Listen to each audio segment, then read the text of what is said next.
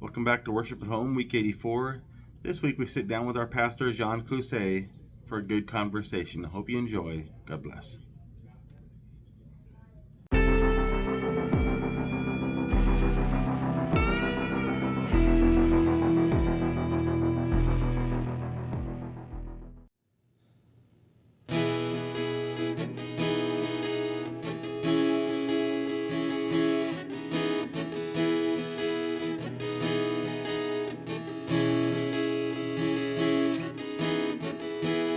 Something deep inside your eyes, all the drama, all the pain. You've been walking through the midnight and lost your way. Oh, you've been looking for a true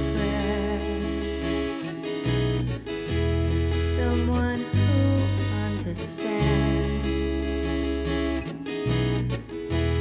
when you need someone to listen. Here I am, oh here I am. I can see the light in you. I can see the light in you, yeah. Even if it's dark too, oh, I can see the light in you, the light in you.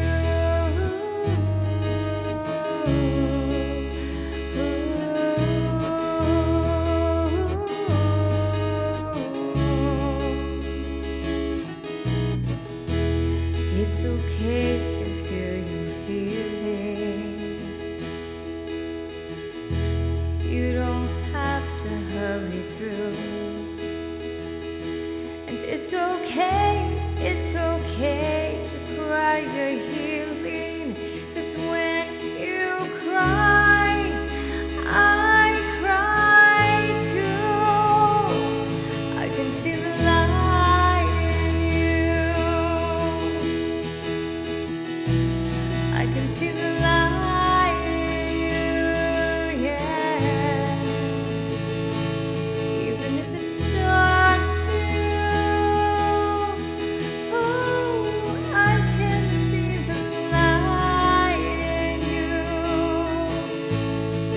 the light. You can dream again tonight.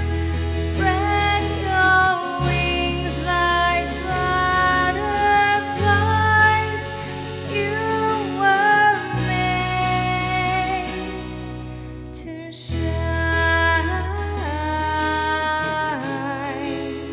Oh,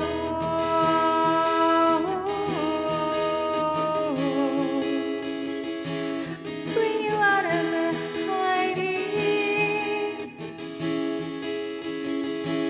into more love than you've ever known. And just when you feel like it's over, I'll remind you that you have a future and hope. 'Cause I can see the light in you. I've always seen the light in you.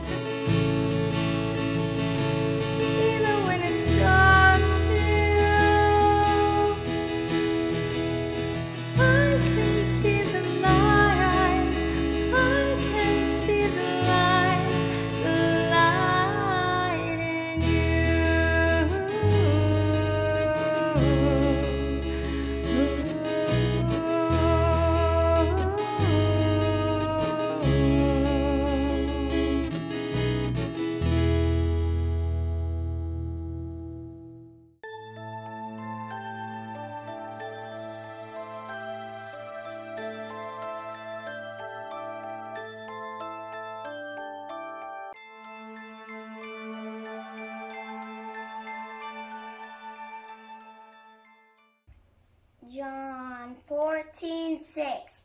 Jesus saith unto him, I am the way, the truth, and the light. No man comes to the Father but by me. It'd be nice. It'd be nice if we could do all of the mastering here and everything else. Usually I just have to take the raw stuff and do it at home. Because a lot of the stuff that we do with Fred, we do it online. Because you can master the stuff online and everything else.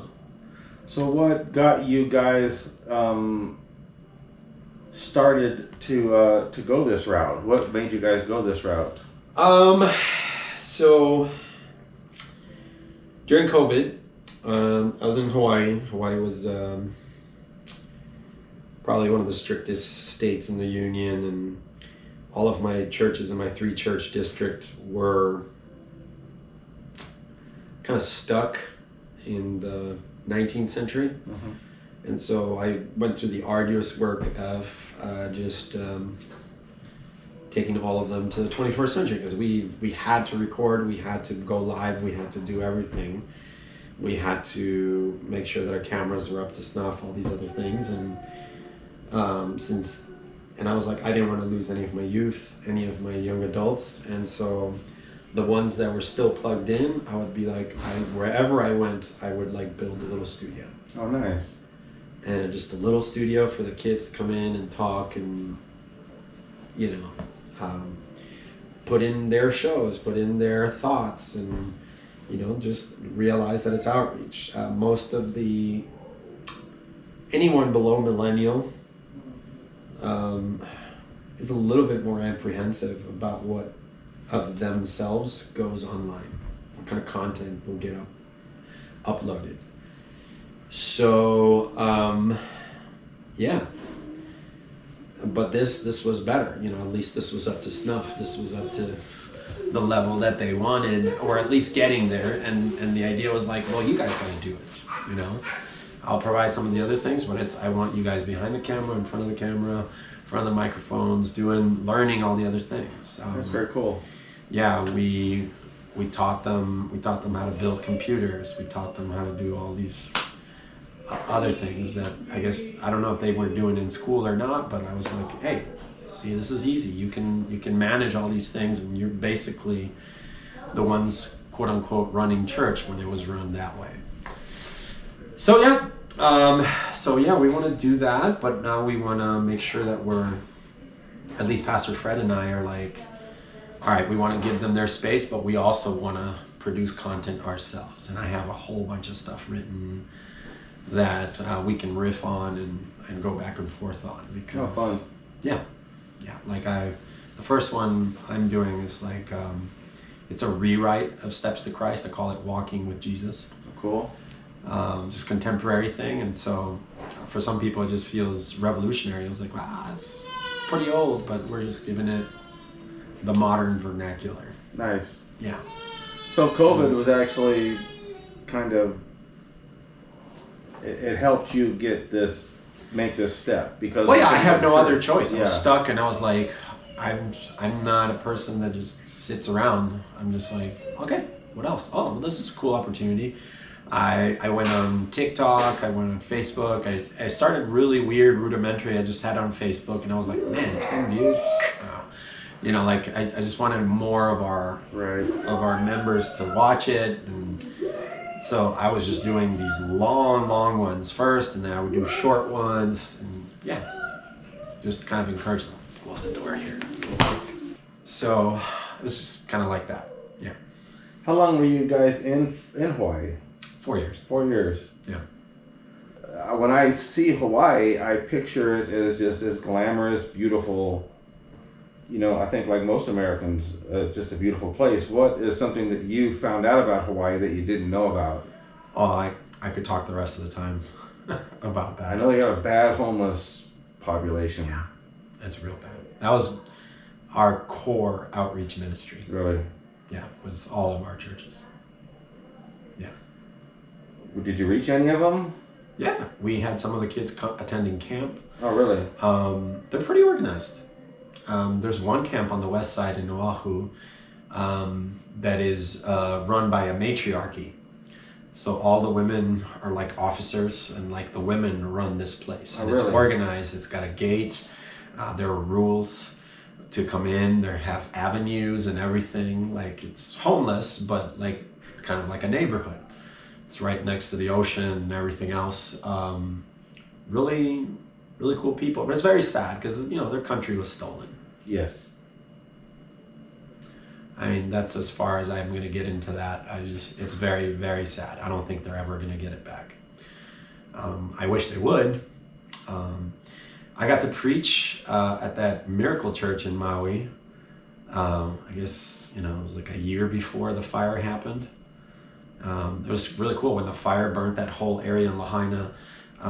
It burnt all the houses around the church except for the church. Oh, really? Yeah. So when you said Miracle Church, it's because it survived the fire. Oh, 100%. Wow. A miracle church. Yeah. Well, yeah, I can easily go down some conspiracy theories on that fire. Oh, for sure. For sure. Yeah. There's all sorts of things. It's sad. It's very sad. It feeds into the other issue as well. It's just very sad. It's very sad. Cost of living is insane. Yeah. The local Hawaiians called Vegas the ninth island. Because there's, like, most of them are moving out there. Oh, really? Oh, yeah. The ninth island. The ninth island, yeah. Yeah. And then you moved to Arizona. Mm-hmm. How did you like Arizona? Well, it was a kind of a surreal place. It's a weird juxtaposition of things. Like we lived in the compound there of Thunderbird Adventist Academy. And so it's in the middle of Scottsdale, which is a very affluent part of Phoenix, right next to the airport. And I just enjoyed it. It was really nice. It was a nice place to teach and to do ministry. We also built a little studio there too. Fun? Yeah, it was good. Yeah, I enjoyed it. It was just different. It was different than pastoring. I was very involved in the local church as one of the elders. Yeah, but so I worked as a chaplain / Bible teacher for the academy. For the school. And soccer coach. Oh, yeah. Which I also enjoyed very, very much. Kept me in shape. It was nice. I was running with them. I kind of miss it. There is a park. Is it McDowell Mountain Park, just north of that place? Yes. We went hiking there all the time. Mountain bike racing out there. Neat place. Yeah. My wife would go paint there all the time. Oh, really? Yeah. It's beautiful. Yeah. The swallows are a neat plant to look at. Yeah, they're a lot sturdier and harder than people think. You always think of cactus that they kind of have some give. No, it's like hard. What do you think about the teddy bear cholla? Oh, like the ones that jump off? Or? Yeah, those things are dangerous. They're hilarious. I did it as a goof a couple of times, like, oh no, because they're barbed and everything. Like once they go in, they just kind of hook on. My wife fell in a couple of them. I had other students. I'm like, yeah, those are bad. I mean, it's like you laugh or else you cry. But yeah, you gotta watch yourself. If you go there prepared, it's nice. Every hike I went to, I enjoyed very much. You gotta hydrate yourself and go prepared. But like snakes and scorpions and like all this cool stuff. Yeah. I used to keep a comb in my camelback. Oh yeah. To get those cactus off of your leg. Oh, okay. Yeah. Because if you use a stick, you try to flick that cactus and it just rolls up and down your leg as you're trying to get it off with a stick. Yeah, I don't know. I didn't go off trail too many times, but I would go off trail just to see if we can find like the road runners or all those other things that you would typically see there. So where were you born? Argentina. And so you speak how many languages? I can teach 3, and I can manage a few more, and I know a couple of dead ones. Dead ones? Yeah. Like Latin. Okay. Well, Latin's not, sort of dead, but ancient Greek, ancient Hebrew, stuff like that. And all the Romantic languages I'm okay with. I can read all of those and get around and manage them. It's fine. How long did you live there? Argentina, I lived there until my teen years. Oh, really? Yeah. And then what brought you to America? My father came, he was sponsored to come and get his doctorate in psychology. He's a pastor over there working. He founded a healthy living center based on the Adventist health message. He noticed that our work was doing really well with low class and middle class, but there was nothing really reaching people from the other class. And so what do they care about? Well, they care about their health. Right. And so in the middle of nowhere, this place that had 3 nutritionists working, 4 dietitians, hydrotherapy, mud baths, personal trainers. I forget how many beds, but they would pay like a pretty sizable chunk of American dollars to stay there. Oh, really? So they were all still getting paid like pastors, but and he was like, well, we have all this stuff going on and we're missing the other component, which is the mental health. Mm-hmm. So yeah, he came to get his PhD in psychology, and that became a little bit long. And while he was doing that, well, I made it to high school, got scholarships, stayed. Met my wife, my now wife, in high school, friend and everything. We did college together, university together, grad school together. So where did you guys live when you first moved here? Oh, here, Kansas? No, in America. Where Andrews did you- University. Okay. That's Southwest Michigan. Southwest Michigan. About an hour and 45, 2 hours away from Chicago. Okay. Like if you go on the lake on the west side there, and if it's a really clear day, you could see the Sears Tower. Oh, wow. I forget what it's called now. I don't know if it's called the Sears Tower anymore. Yeah, 'cause Sears is gone, huh? Yeah. The Walmart Tower? What was it? I don't know. It has some other name. But yeah, you can see the Chicago skyline way across the lake and stuff. Yeah. What are some major things that you feel God has helped you through? Self. Yeah? Yeah. Just getting past your own doubts about you?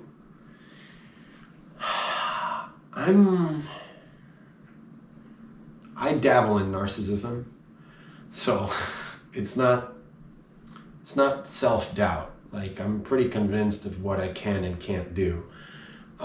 It's more like has to do with like, man, I was supposed to present Jesus, and did people trip over me on their way to Jesus?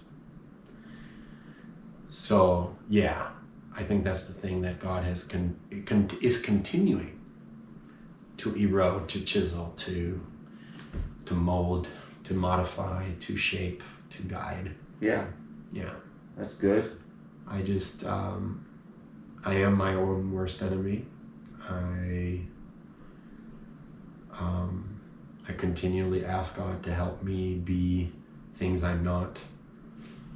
Like, this job requires good listening skills, and I don't think I'm the best listener in the world.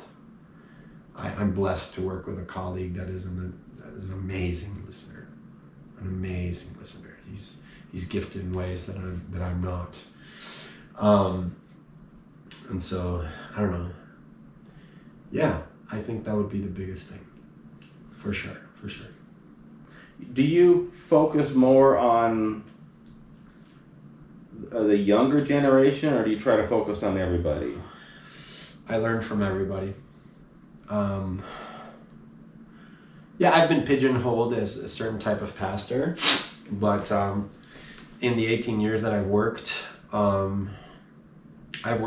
every possible permutation of the job.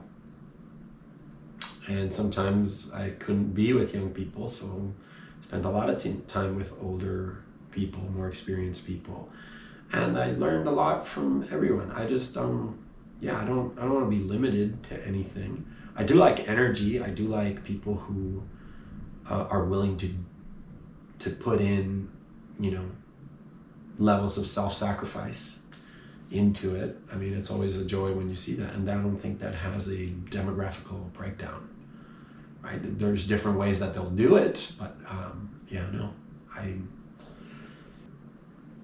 I think we're all encumbered by 3 basic fears when it comes to doing what God asked us to do. I checked online. I did come up with these. I didn't steal these from anybody else. I was like, oh, I hope nobody else said this, because like sometimes I think of some really cool things and then I go back and I was like, 6 centuries before Jesus, that Greek philosopher said the same exact thing. Why? So I think you just have three different fears. We have fear of failure, we have a fear of inadequacy, and we have a fear of rejection.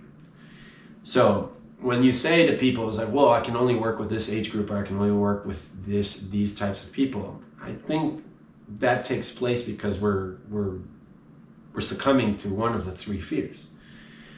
And if God called us, he said he's going to, equip us. Like whenever you see an interaction of God, either by vision, dream, or just literal theophany, God shows up and he's talking to people and he's telling them to do something, the reaction is always the same. It's always afraid. It's always like, I'm not worthy. I can't do this. Why me? Get somebody else.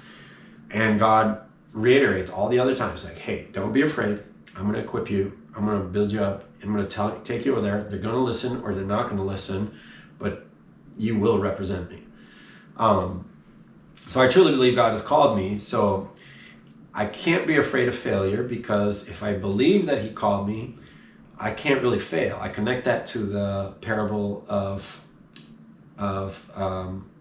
the 4 soils, the guy, the farmer who's going out planting, and he lands in 4 different soils. Yeah, sometimes it's going to land, it's going to be picked off, but who's making the seed grow? God is, right? So I can't really fail, right? Like whatever I look at failure or I see it as failure, I don't know, because I don't even know sometimes if I'm going to see it grow. It lands and God's going to do whatever he's going to do with that. I'm not inadequate for the same exact reason. God called me, so he's going to make me adequate. Yeah, I need to grow. Yeah, I need to learn. Yeah, I should be polished. Yeah, I should practice. Yeah, I should be responsible. I should be honest. I should be authentic. But the only reason why we think we're inadequate is because we're using somebody else's bar to measure ourselves by. True. And I only have one bar, and that's God. And if I spend too much time thinking of what other people think of me or what anyone else other than God thinks of me, I'm going to have problems with inadequacy. I'm always going to look at failure. And there's a lot of L's. In fact, your son one time asked me, he was like, I want to do what you do when you grow up. And I was like, well, you better be super, super okay with failure or with taking L's. Because there's a lot, or at least it looks that way. You try, you put it out there. It's like, well, God, why didn't you, blah, blah, blah. And finally, there's the fear of rejection. And I can't be rejected because it's not my message, right? It's the message of God, right? That's what he gave us. And so that's why I keep going back to the other question. Like what he's helped me with is just get rid of self, like take the person out of it. Yes, the gospel is going to distinctly have a Jean flavor, right? And we see that in the gospels. There's 4 different ones, right? And they're not always telling it the same way. I mean, you might, like there's one about the blind man outside of Jericho, and one says 1 blind man, the other one says 2 blind men. They might remember it differently, So it's just that. I think we're systemically trained from birth to just be measured by a rubric, a ruler. I don't know what else to call it, but yeah, that makes us, well, you have to do it like this person. You have to do it like that person. And I don't know. I got into the ministry with the intent purpose of, first of all, doing it differently than anybody else. Not wanting to be, quote unquote, a traditional pastor. And then finally, like really allowing the truth to come out to a certain to the degree that like people would walk away thinking, well, this is God, this is not that person. So that's, I'm obsessed with that. I'm obsessed. It's like, well, was God speaking, yes or no? And I don't know if I've had total success with that, but I can't just sit there and dwell on it. You know, Jesus himself, I guess, was talking. Sorry, I gotta get a little bit of I got allergies. Jesus was like, when he sent the 2x2s out there, he's like, hey, listen, if somebody doesn't receive you, wipe your feet off and head on to the next town and on to the next home. Yes. I mean, it seems a little cold-blooded, and you know, my instinct based on the 3 fears is always like, but no, do they like me? Do they accept me? Is there something wrong with me? Mm-hmm. And yes, there might be. I don't know. Like, but that's a common denominator. There's something wrong with all of us. We're sinful. Yeah. We're not gonna get up to the level that we're, you know, our good actions are as filthy rags, as it says in Isaiah. Right. So you absolutely need God doing it. So that's what it is for me. Just like constantly asking God to help me fight these fears that come naturally from our pathology towards the grace of God, the Holy Spirit coming in and doing it for us, right? Because that's really what we were asked to do. Like, can you get out of the way? Are you willing to become a vessel for God? That's what you've been asked to do. And so that's tough. Yeah, I still have my ups and downs, my lows and everything else. It was like, oh no, what did I get my family into? Oh no, you know, my goodness, I messed it up here. I led that person the wrong direction, overthinking it. And there's the common denominator to all of that. I. And it's not he. So to give credit, and it frees you up. There's a lot of freedom in that. There's a lot of freedom to look forward, look up, look past. I don't know. When I started adopting that, and it wasn't right away into my ministry, it was like way later on, I stopped getting angry with people. It really helped with that. Like, why would I be angry? Like, you're able to slow down and analyze where their frustration or where their hostility, and terrible hostile things have been done to my family. Or said about my family, or said about me, or said about, you know, and I'm like, well, not in a condescending way, but like just be able to say, well, let's analyze where that comes from. What kind of story developed that perspective? And so, not to look down, but just to say, all right, how can I work around that story? How can I love that person? And so somewhere in there, I think like 7-8 years in, I was just like, if somebody had a problem, I would be like, I would listen to them, I would validate it, I would apologize when I needed to apologize, sometimes even when I didn't need to apologize. And I think it's in 1 Peter, it just talks about, you know, like when you forgive the other person, it becomes like a heap of coals on their head. You know, like their conscience catches up to them or something else like that. The hard part about that is with my own family though, because I don't have the same kind of grace with my family, because in my head and my subconscious, my family knows better. Yes. Right? Yeah. Like with a church member, it's so easy. I'm just like, I can't get mad to a church member. I was like, who cares? I mean, like, man, they're hurting, they're doing this, maybe they're dealing with the 3 fears, I don't know, like something like that. And and so you know, but that still God needs to erode that in my life so that I can finally treat my family like I treat church members. Yeah, I remember hearing someone talk about something similar to that, where we are generally nicer to the people we run into at the store than we are to our own family. We're so quick to anger with our family. Yeah. It's sad.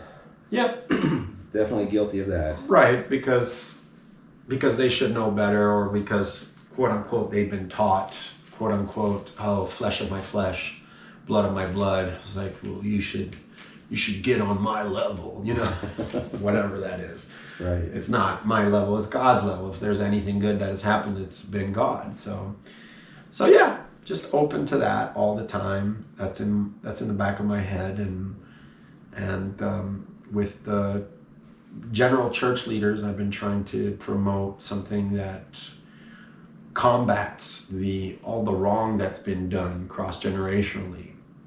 Because that's what I found. Every church I've gone to, people are dealing with some severe traumas of when this whole ministry thing's been done wrong. Mm-hmm.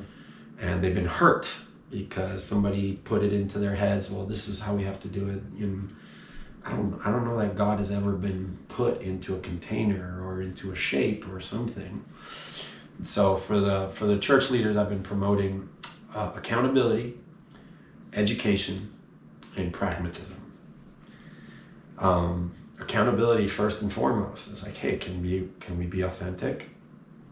Can we apologize when we need to apologize in public? Are we okay? Do we have room for that? Right? Like, are we able to care for people? Because there's some people that are thinking of coming back, or people that are down and around, and they just can't find it in their heart to do it because there's too much scar tissue attached to it, you know? Or even in the relationships, the family relationship stuff. So we got to be accountable wherever we can be accountable. And then the education part is because a lot of the times we've adopted truths, we've adopted traditions, we've adopted dogmas that come from people outside of our sphere of knowledge. And do we really know what we believe?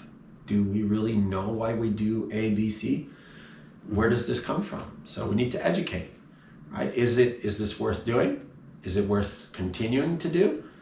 And if not, how can we do it in a way that everybody knows why we're doing it, and that it's lifting people up, and that it's lifting people towards Jesus? So, but that requires education, right? And to educate is not something that happens from one day to the next, right? It requires repetition, it requires contextualizing, it requires the right environment, the right listening, disposition from people, and that requires relationship and all sorts of other stuff. And pragmatism, the final one, is it's close to the word practical, but pragmatism is like, let's see, sometimes the distance between point A to point B is not necessarily a straight line, right? And sometimes it is. So pragmatism judges between the two, and it's like, what's the most efficient way to do what we're doing? Okay. Right? So we want to be accountable, we want to educate, and we want to be pragmatic, right? If, like, speaking about praise, you love praise, right? Like, I think you heard me tell this a couple of times, right? Like, if organ, high church thing, if that brings people closer to Jesus, well, let's keep doing that, right? If it's pulling people away from Jesus, well, let's get rid of that, right? If drums are bringing people closer to Jesus and it creates a good atmosphere, well, let's have some more of that. If it doesn't, well, let's get rid of it. Mm-hmm. So pragmatism, right? Like, let's assess, where are people at? Like, sometimes people like to push the envelope and change things for the sake of change. And I've been in that situation. I've been that guy before. It's like, no, this needs to happen. They need to accept this. This is the way to go. This is the future. Okay. No. Right?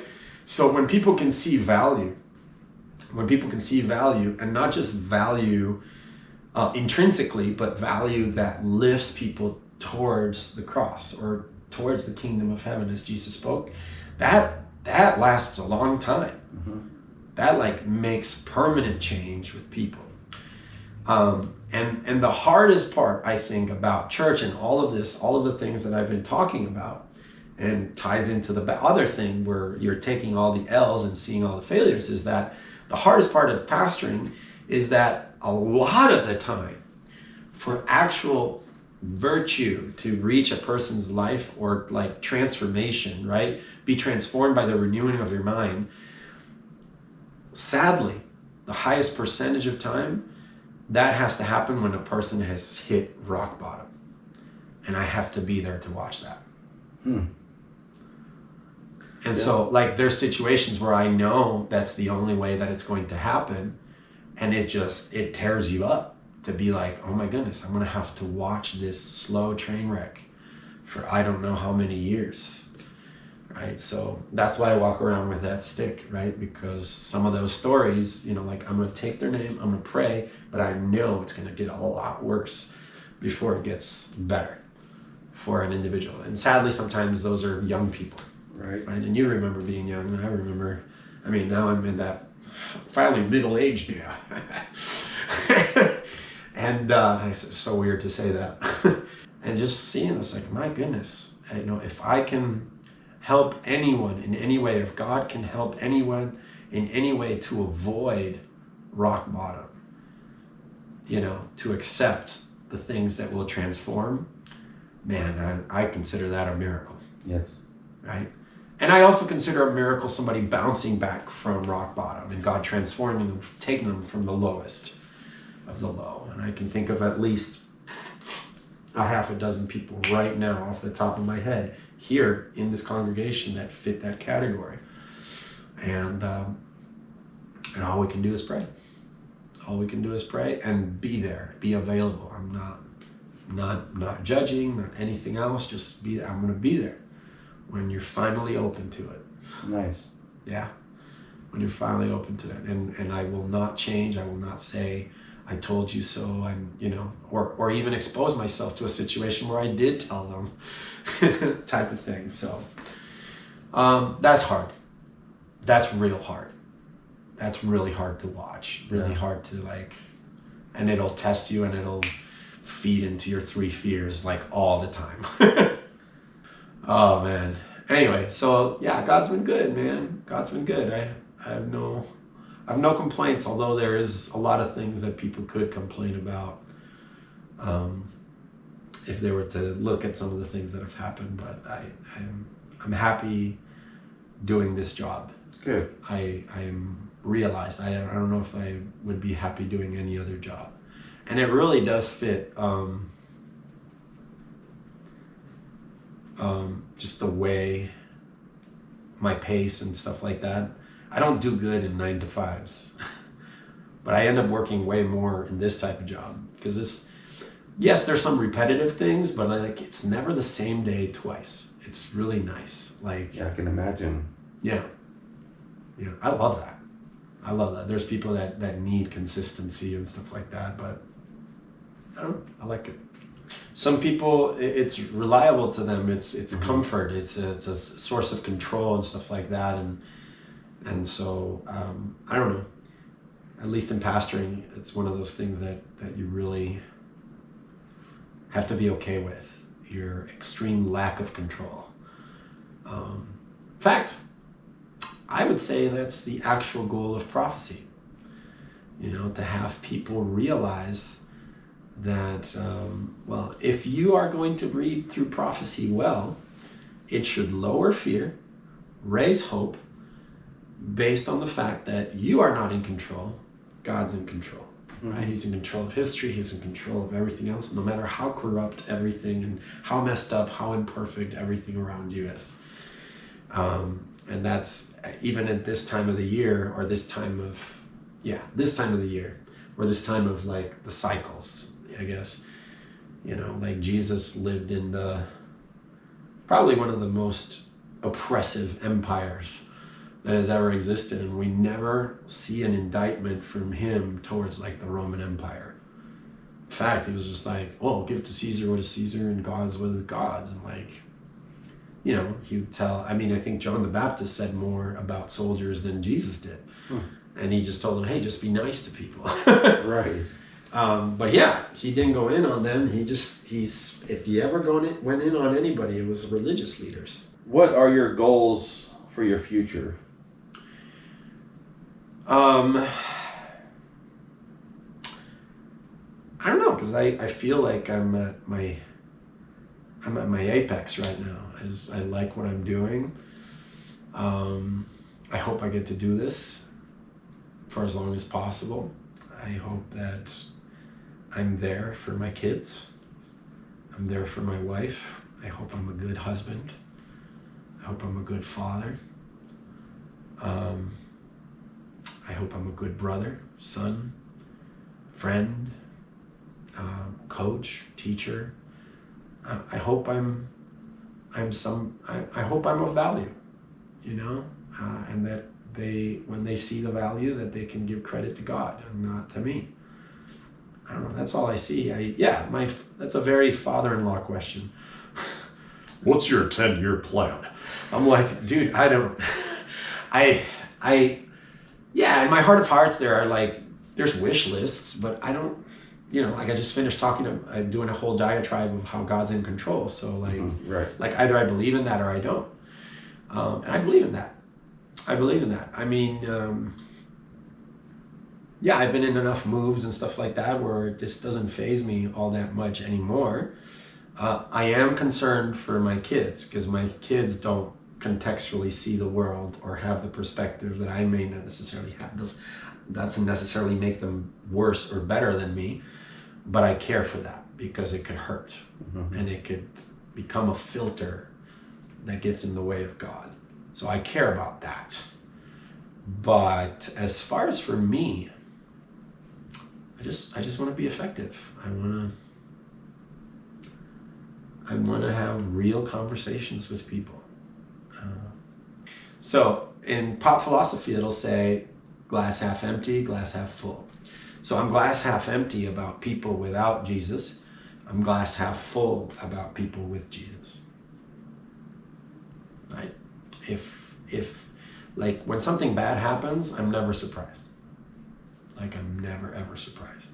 I'm never going to be surprised. Even it's like the most macabre, evil thing ever. I'm just like, yeah, that was within the realm of possibilities, right? But when Jesus does amazing things through that same filter and it transformed people to do things that were like, wow, that was genuinely good. Wow, that's like, I'm actually surprised by goodness. So my wife would always get on my case about that and be like, man, that's a really depressing way to look at the world. That's really dark, Jean. I'm like, no, I don't see it that way because it's filled with sunshine. Like, because I get to see, like, that's one of the best parts of my job. Like watching God transform, do things like pop, pop, pop, these little pops of color in the darkness, right? Like boom, oh wow, that couldn't have happened naturally. Right. That was all God right there. That's amazing, you know? Honestly, like there's kids, I have conversations in this room of kids. They'll come and talk to me and it's like, Pastor Jean, what's wrong with me? Am I crazy? Am I bad? And I was like, I've never met a normal person in my life. Yeah. Dude, if you found out how people actually think in the darkest of darks, you would run away from everybody. Everybody's insane. Everybody's insane. So, no, I just want to repeat that to people. No, like the only good thing is God kind of coming in and I don't want to say normalizing it because living with Jesus is not normal, right? It's not even, I don't think it's something that is perceived as normal. It might be vanilla, might be seen as vanilla by people, but like, I don't know. It's just super great. Just super great to see it from that perspective over and over again. Very cool. Yeah. Well, Pastor Jean, I really appreciate your time. Yeah. I really enjoyed getting to know you a little bit more here. And I'm looking forward to just continuing to get to know you. I think you're doing a great job here. Wonderful. I think you're doing a great job leading this flock. I just really appreciate you. Oh, I appreciate you.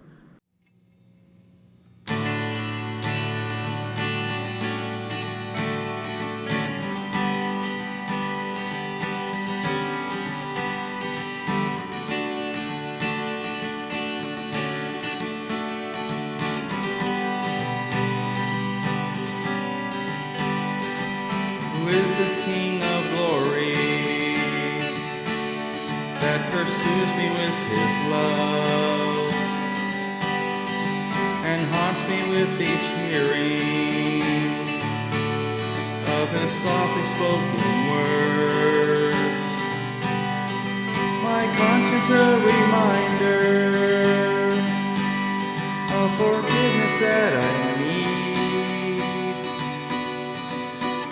this King of glory who offers it to me? Who is this King of angels?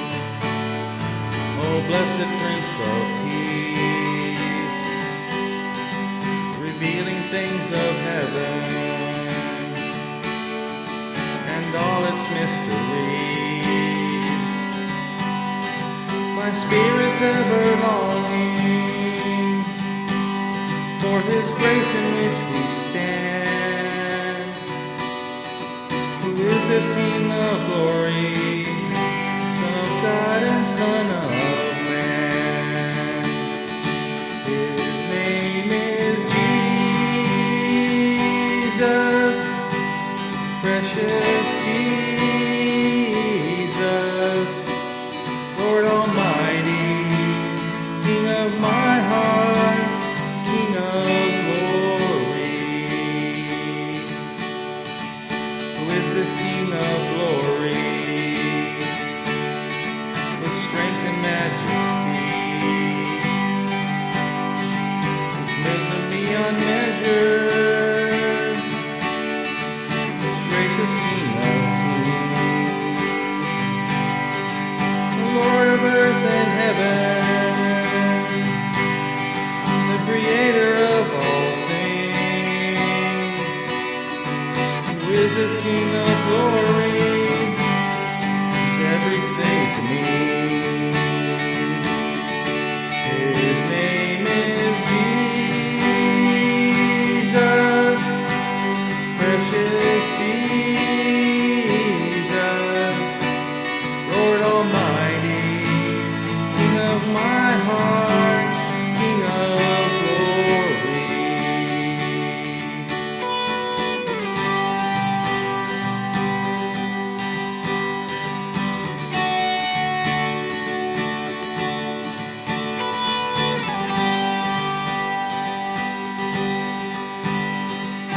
Lord of earth and heaven,